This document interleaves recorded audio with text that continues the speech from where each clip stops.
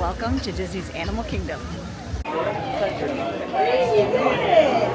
This is a 4-part wall saga challenge, as well as talking about what's coming up on May 26th. So what is a wall saga? Well, I coined it about a year ago when I was in the Magic Kingdom and saw some walls in the Emporium, and I'm like, what is going on here? And I kept documenting it. Kind of like a joke, funny thing, let's document some walls. But it actually helped people to know what they could expect when they come to Walt Disney World. So that's what we're doing today. There are walls all over the place.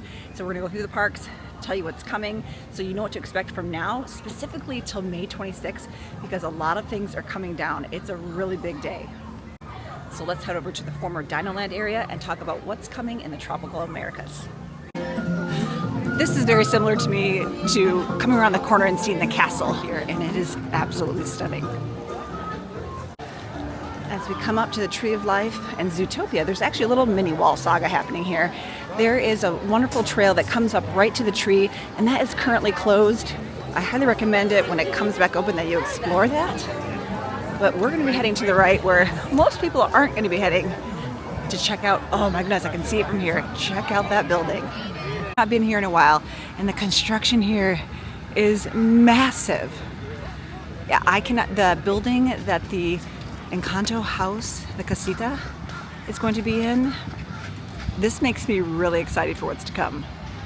They're already putting up the exterior of the show building, so it's this green color to blend in. You notice really large show buildings will have a specific color, whether it's green or blue for the sky, depending on how high it goes. But I did not anticipate that this building would be this large. And I'm also noticing some construction just on the other side of the walls here. Maybe perhaps part of the entrance. So I've been watching them work on the show building, bringing in some larger pieces. But let me take you to the map right now and show you what I'm seeing that's also going vertical. As I was walking closer, I saw the existing buildings that are here that they are repurposing, part of Hester and Chester's Dinorama. Let me quick show it to you because it still says souvenirs on the top. And we've got someone working on some creation, not sure what this is going to be. Part of the buildings that will be to the right, but this feels like a little bit more of a tower, like a sign maybe that's going to be outside of one of the buildings here, but lots of welding happening. All right, let's take a look at the actual map. They have this wall with this amazing artist rendering of what's happening behind it, and what I'm seeing going vertically is actually this tower right here. So this is where we used to walk into Dinoland with the dinosaur arch that you'd walk under. Now they're currently working on this clock tower, so let me show you. It is always exciting to see things going vertical, and to see a structure that is identifiable on the map is just so fun. I can't wait to keep coming back to see it develop more. I know walls are not fun for those of you who are visiting, but for me, I could literally stay here and watch them work all day because it's exciting for what's to come. But speaking of what's to come, let's head around the corner to Rafiki's Planet Watch, which is currently closed, but it's getting ready for Cool Kids Summer on May 26th. Just a quick little directional note, if you headed right towards the former Dinoland area, this path is still open, so you can get to the Big Blue Show as well as Everest from this direction. It's a little bit more quiet path, but you can still access this area. And actually, as you come around the corner, there's another wall here, but there's another perch. Let's go up high here and see if we can see up and over this wall. Yeah, there's a perch area that I'd like to come look over the walls. It's just the stadium seating area that used to be the Rivers of Light. Is that what it was called? The nighttime show they used to have, and then they had the flying kites. Now it's nothing except for a place for people to come and sit and take a break. I hope that maybe someday they do like a drone show here. That would be amazing. They can't do fireworks, of course, because of the animals, but something needs to happen here because it's such unutilized area. Go peek over the walls. Construction is happening here. I can see that the former Hester and Chester gift shop is being resurfaced, so no more signs of Dinoland or anything there. And then as we head to the right, where Restaurantosaurus used to be, that has also been completely removed of anything Dinoland. The Restaurantosaurus sign, last time I was here, was still here, so that is currently gone. And it's fun to see it just take shape now. We still have a bit of time, but I'll keep showing this area to you as it develops. One last thing as we make our way to Africa, I love the sign from the movie where he says it's even bigger on the inside, and that is absolutely the case because that show building was massive. It's too bad I couldn't see snakes. Why'd it have to be snakes? I couldn't see the show building for the new Indiana Jones ride, which is also coming. So that one's going to be more of a surprise. Or if we get a good shot from Bio-Reconstruct, I can put a picture here, a little aerial view of the land itself. It's always fun to see this viewpoint as well. Passing by the Theater in the Wild for Finding Nemo, The Big Blue and Beyond. Who remembers when this was Tarzan Rocks? Probably one of my absolute favorite shows of all time on property. I would love it if that one came back. For areas to walk through, I just love all of these elements here that make you feel like you're in Nepal getting ready to go up Expedition Everest. So there's been this amazing tree by the Yak and Yeti restaurant that gave a lot of shade and coverage, but it was really damaged during the deep freezes that we had down here, and they're trying to save it, but they have trimmed it really far back. I almost didn't recognize this area.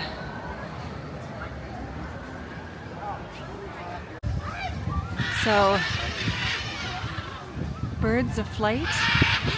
I'm gonna have to double check the name of the show, but it must be happening because the macaws just flew over. I'm gonna put the actual name of the show.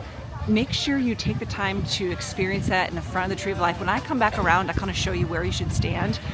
It's a fantastic experience. That was fun to see them come back. They'll end up coming back this way in a little bit. But yeah, it's a definite, underrated experience here at Animal Kingdom. As I come up on Africa, I'm going to show you an area that usually is not utilized. It's an attraction that not many people go to, except for when they had the animation classes there.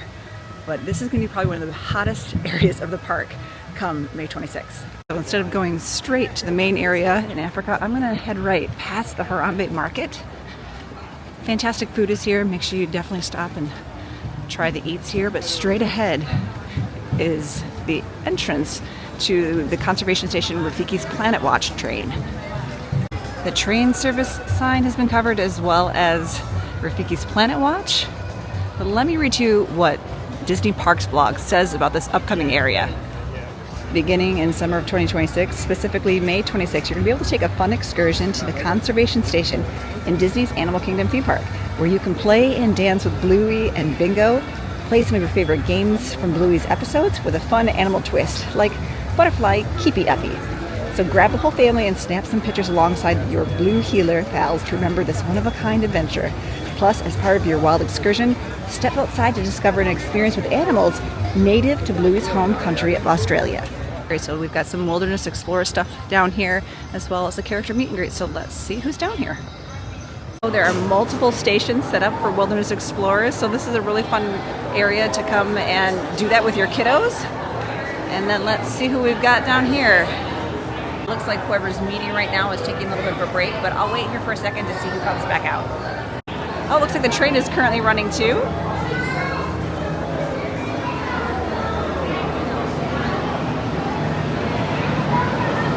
That's fun to see. I'm curious as to why, if they're just testing it for the upcoming opening on the 26th, because I don't think anybody's going to be boarding it, but let's find out. Yep, it looks like they're just making a tour around, so they're not stopping. But that's what you'll board to go see Bluey. Oh, it looks like it is Donald and their safari gear, which is so adorable. Oh, so cute. I love how they're utilizing this space in the interim. But again, this is going to be a jam-packed area. This is where everybody's going to rope drop. Instead of Pandora, this is going to be it. Make our way out of Africa to Hollywood Studios. I want to show you the viral location of the ice cream sandwich so you know where to get it when you come here. As you make your way out of Africa, heading back towards Discovery Island, you're going to come over a bridge. And you might already see a line on the left side. If you do, it's all right. It actually goes really quickly. I don't see one yet, but let me show you the little snack station where you're going to get the ice cream sandwich. So it doesn't look like it's quite open yet, so that's probably why. But this is where you're going to get it at Terra Treats.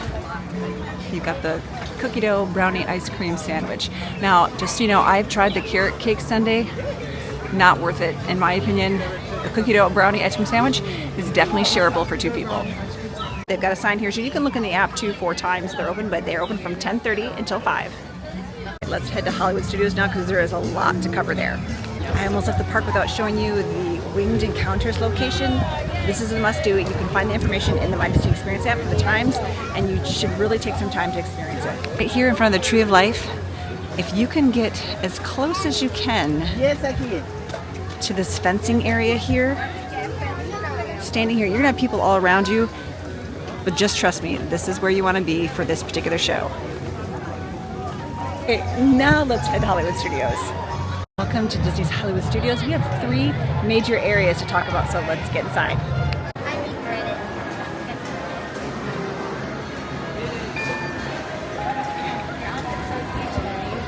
Thank you. Appreciate that.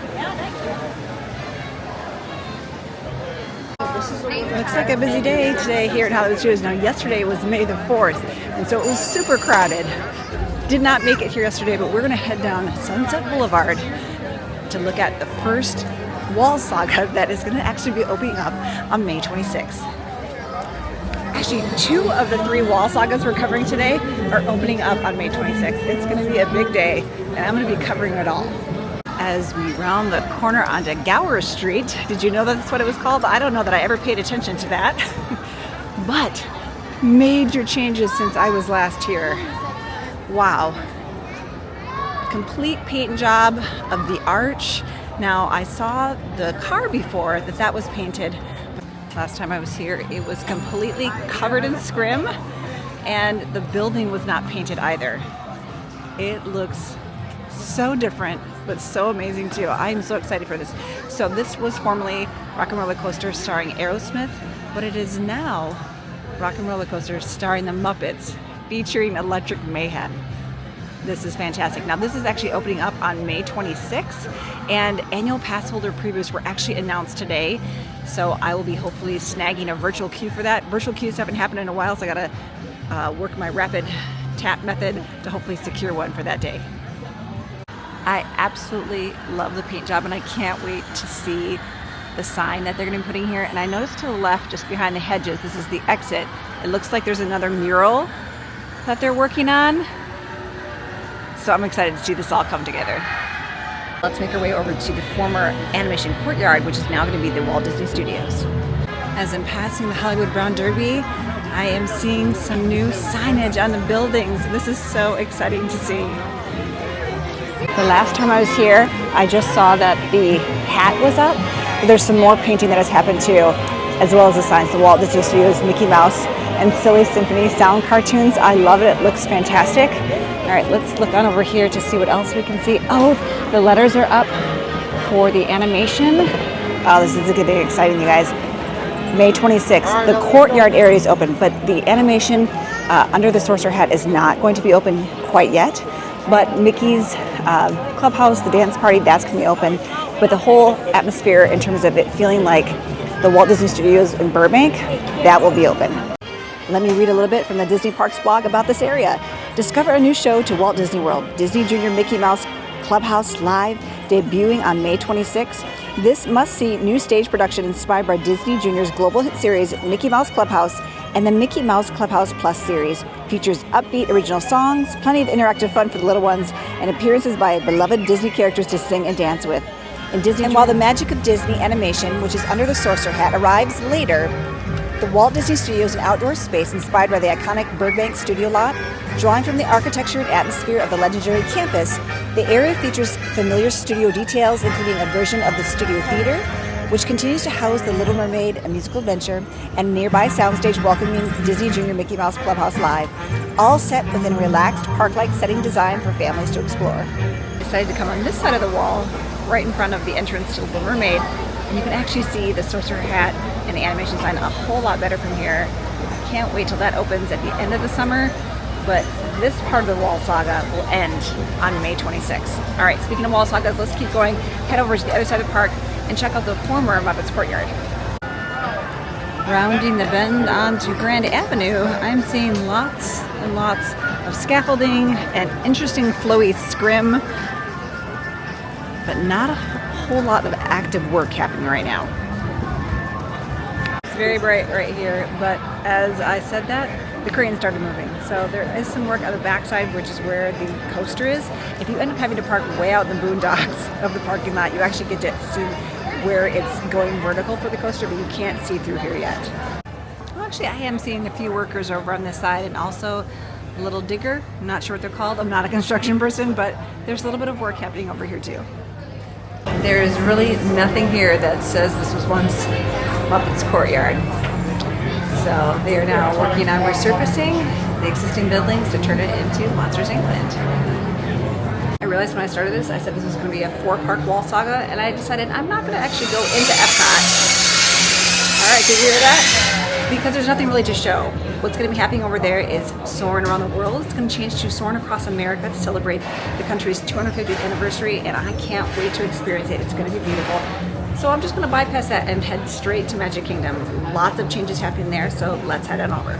I can't believe I almost forgot to mention this. Now, this isn't a wall saga, but something that is coming in May. So May 22, Millennium Falcon Smuggler's Run is going to get an update to coincide with the movie that's coming out on May 22 with Mando and Grogu. It's going to be a really cool update, and I can't wait to share that with you. All right, now on to Magic Kingdom. I don't know about you, but I often have traditions when I either come or go to a park. And when it's a hot day at Hollywood Studios, I always come out with a frozen Coke. Now I'm going to be heading to Magic Kingdom. I have parked here, and I cannot stand parking in the Magic Kingdom parking lot. It's fantastic. I can jump on a bus here. They start running at 10 o'clock from park to park, and it goes right to the front of the park. Now, if I was going to Epcot, I could take the boat service or jump on the Skyliner, which I'm kind of sad I'm not doing, but I'm going to jump on the bus, enjoy the nice AC ride, and not have to park at the Magic Kingdom parking lot. Next to you over here, please. And the best fries. No, sir. You're the big kid.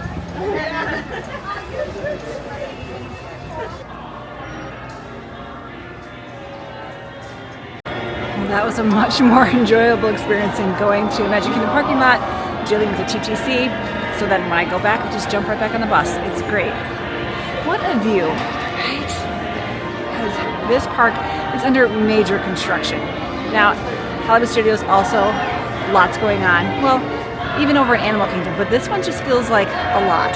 Losing Tom Sawyer Island and Rivers of America was a hard one for a lot of people, but that area is really coming along. And just recently, the walls around Big Thunder Mountain, which have been closed for over a year, is finally open. And over in Tomorrowland, Buzz Lightyear's Space Ranger Spin has also opened, so the walls are down there as well. I had the chance to ride that, and it is fantastic. Having to be able to hold the blasters in your hand is amazing, and you feel it when you hit the targets.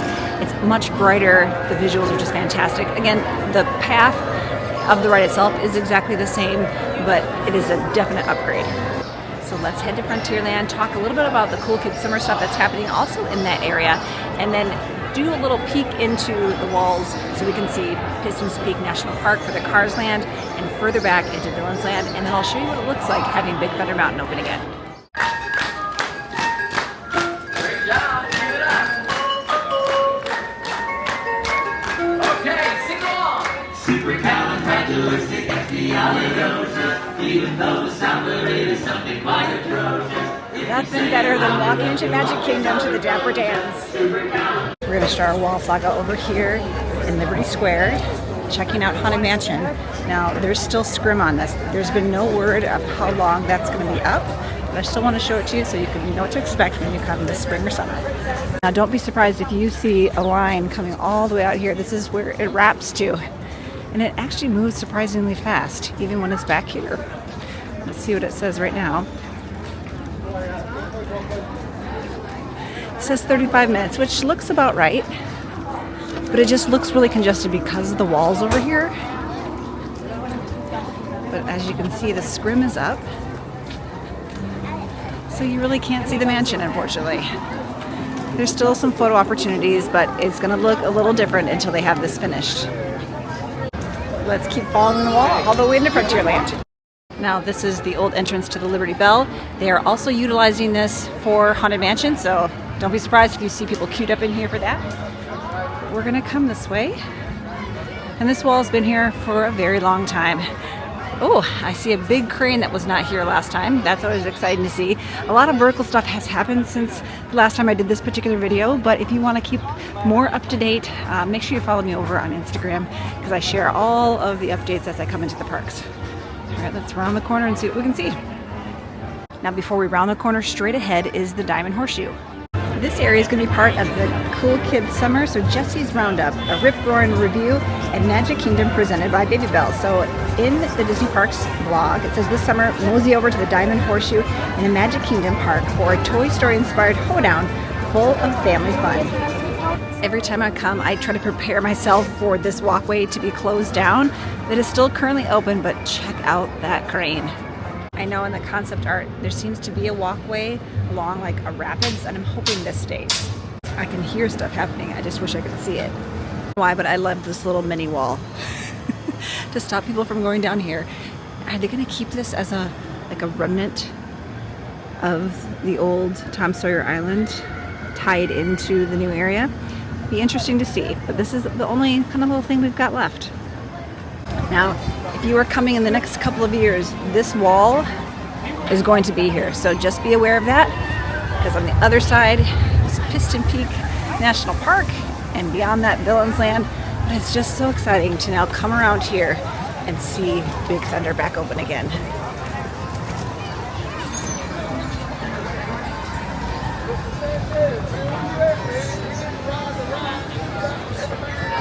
Considering what the wait times were when this first opened up just a few days ago, 45 minutes is not bad. All right, we're gonna head up to the perch over here and see what we can see. So right about here is where you can get a pretty good view of what's happening, and I'll zoom on in to show you.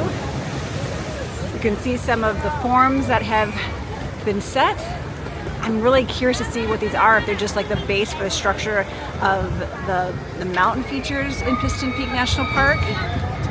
But there's also a red crane that's swinging over there working on some stuff too. I love to watch all of this in action.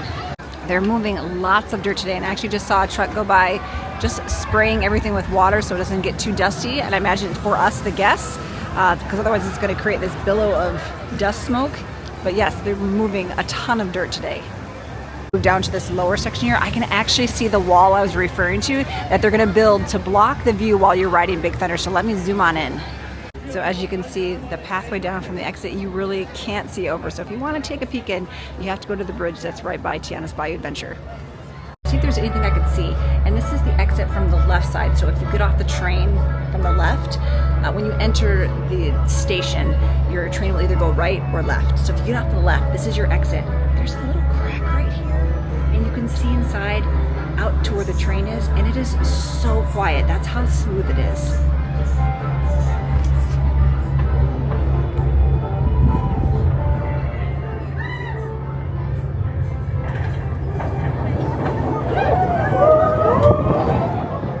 I've actually been standing here for several loops of trains, and if nobody cheers, you don't even know a train is passing by.